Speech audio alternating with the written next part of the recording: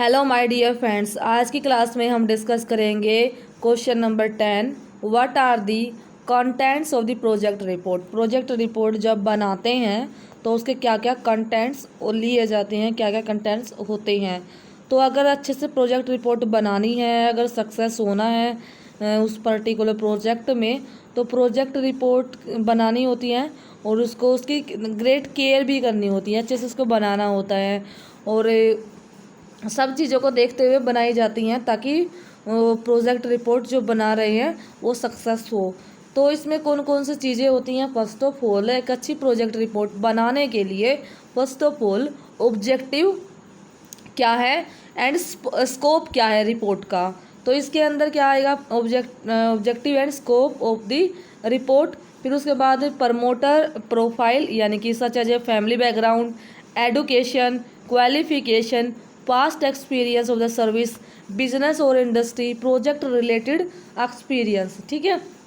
यानी कि जो प्रमोट करने वाले हैं उनकी फैमिली बैकग्राउंड क्या है, एडुकेशन क्या है, क्या क्वालिफिकेशन है, क्या पहले कोई उसका एक्सपीरियंस है, या फिर किस टाइप की इंडस्ट्री है। ठीक है, ये सब देखना होता है। Then location, exact location of the project, lease और फ्री सोल्ड, लोकेशनल एडवांटेजेस क्या होती हैं, लोकेशन कहाँ पे लोकेट होगा, कैसे उसने लिया है, लीज पे लिया है या ऐसे लिया है, किस तरीके से उसने लैंड को लोकेट किया है, परचेज किया है। Then land and business, land area, constructed area, type of the construction, cost of the construction, detail plan and estimate along with the plant layout, यानी कि जो लैंड या बिल्डिंग है उसका एरिया क्या है, कैसे उसको बनाएंगे, कंस्ट्रक्ट करेंगे, किस टाइप की कंस्ट्रक्शन होगी, कितना कॉस्ट आएगा, खर्चा आएगा, उसका डिटेल प्लान और एस्टीमेट अंदाज़ा लिया जाता है लेआउट के साथ में, पर्टिकुलरली लेआउट के साथ में सब कुछ होता है। देन होता है plant and machinery, detail machinery and equipment जो भी रिक्वायर्ड होते हैं उसकी डिटेल होगी। देन इलेक्ट्रिक लोड कितना होने वाला है, कैपेसिटी क्या रहेगी, सप्लायर, कॉस्ट या वेरियस अल्टरनेटिव अवेलेबल क्या हो सकते हैं जो कि हम अडेप्ट कर सकते हैं। Laboratory equipment and other infrastructure, lab में जो भी इक्विपमेंट्स चाहिए या दूसरे इंफ्रास्ट्रक्चर चाहिए प्लांट एंड मशीनरी से रिलेटेड, सभी की detail. Then production process, detail of the production process, process chart, technical know how, technology used, alternatives available, production schedule, ये सब क्या है, प्रोडक्शन प्रोसेस से रिलेटेड डिटेल प्रोडक्शन प्रोसेस का पूरा लेखा जोखा होता है। इसमें शेड्यूल क्या है, टेक्निकल किस तरीके की रिक्वायरमेंट होती है, टेक्नोलॉजी क्या यूज़ होती है और क्या अल्टरनेटिव्स अवेलेबल हो सकते हैं, और प्रोडक्शन शेड्यूल सब कुछ होता है इसमें। देख अदर यूटिलिटीज़ में आ जाएंगी, requirement of the water, power, steam, compressed air requirement, sources of these utilities and there cost estimate, यानी कि और दूसरी यूटिलिटीज़ है जैसे कि पानी की सुविधा, पावर, इलेक्ट्रिक,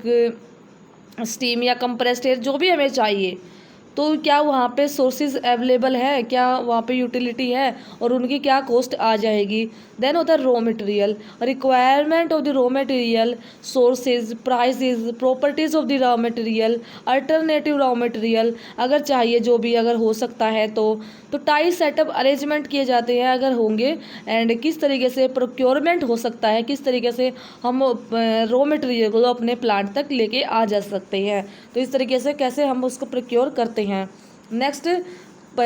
मार्केट पोटेंशियल, यानी कि मार्केट पोजीशन एंड ट्रेंड क्या है मार्केट का, इंस्टॉल कैपेसिटी कितना हमें चाहिए according to market, present production क्या है, एंड एंटिसिपेटेड यानी कि फ्यूचर में क्या डिमांड होने वाली है, एंड यूज़र क्या है प्रोडक्ट के, सेल प्रमोशन या डिवाइसेस जो कि प्रपोज किए जाते हैं मार्केट रिसर्च के लिए, तो ये सब देखना होता है। जो एक्सपोर्ट प्रोस्पेक्ट होता है एंड वो जो भी इंफॉर्मेशन होती है इंपोर्ट एंड एक्सपोर्ट से रिलेटेड, ये सभी भी मार्केट के अंदर ही होती है। देन नेक्स्ट क्या आता है, पर्सनल, मैन पावर कितनी रिक्वायरमेंट होगी, मैनेजर की रिक्वायरमेंट कितनी है, कैसे किस टाइप का चाहिए,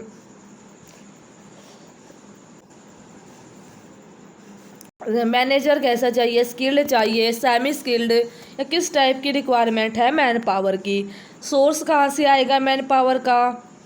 कहाँ से सप्लाई होगी, कहाँ से मिलेंगे, और वेज क्या स्ट्रक्चर रहेगा, कितनी सैलरी देनी पड़ेगी, और ट्रेनिंग अगर देनी है तो वो भी कि क्या रिक्वायरमेंट है ट्रेनिंग की, अगर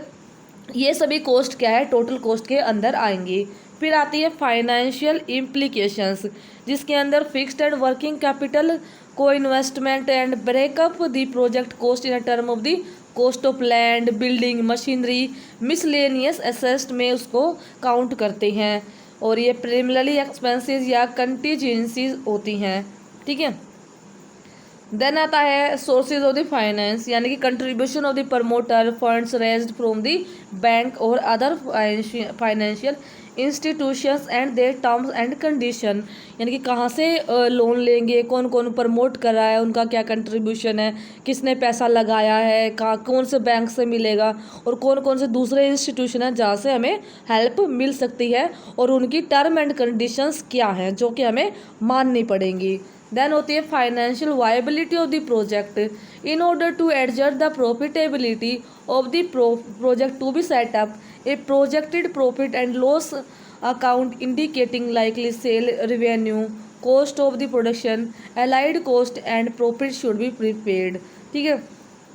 तो जो यानी कि प्रॉफिटेबिलिटी को देखते हुए प्रोजेक्ट की प्रोजेक्टेड जो प्रॉफिट है, लॉस अमाउंट है, तो इस तरीके से क्या